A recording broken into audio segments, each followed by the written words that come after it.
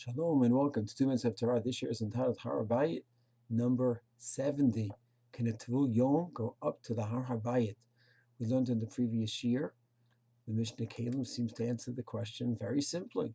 Parak Aleph, Mishnah Chet. The Mishnah Kalim writes that there's Kedusha to Har Habayit, that a Nida, a Zav, Yoledet cannot go up to Har Habayit. And then there's more Kedusha to Ezrat Nashim, that a Tevul-Yom cannot go up to the Ezrat Nashim, which makes it quite clear that a Tevul-Yom can go up to Har Habayit. And even to Ezrat Nashim, the restriction is Drabanan, because it says that he doesn't have to bring a Korban Chatat if he violates that law. So it seems like this end of the discussion.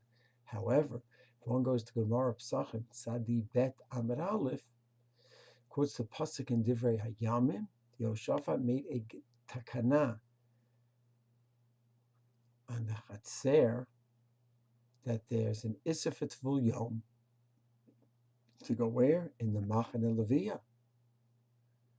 So it sounds like the Machane Leviyah, that's the whole Har Habayit. That a Tevul-Yom cannot go to the whole Har Habayit. That's the simple pshat in the Gemara Tzadi Bet Amar Aleph. So Tosfos on the spot says, what's going on? What about the Mishnah in Kalim Aleph, Mishnah Chet, that says on the Har Habayit, a Tevul-Yom can go, he just cannot go to Ezrat Nashim. How do you synthesize the two?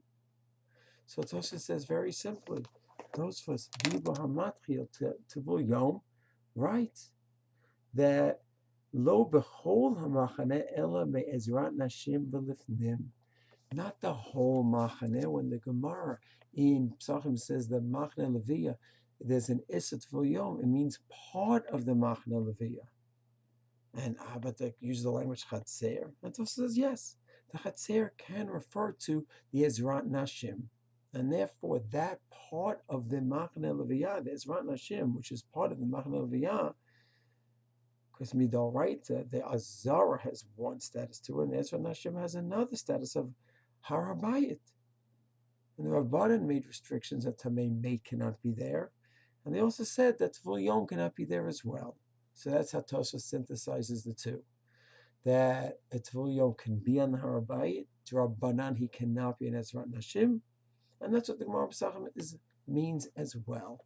The Rambam in Hilchot Beit HaBechira, Perek Zayin, Mishnah, Halacha, Tet Zayin writes, and Tet Vav and Tet Zayin discusses this and says that there's an Isid Rabbanan for him to go to Ezrat Nashim, like the Mishnah Kalim. And he says this Isid to go to Machane Leviyah is Midrabanan. So just like Tosfos, the Isser is part of the Machane Leviyim. Which part? The Ezrat Nashim. That's how he understands it. So it seems quite clear from Tosfos, from Rambam, that everything works out fine. The Mishnah in Kalim says there's Isid Rabbanan for Tevul-Yom to go to Ezrat Nashim, and they understand the Gemara Pesachim that way as well, and therefore, one according to Rambam, and according to Tosfos, one who is Tevul-Yom after Balkari, or another kind of Tevul-Yom goes to the mikvah, one would be allowed to go to the Har Habayit in such a case.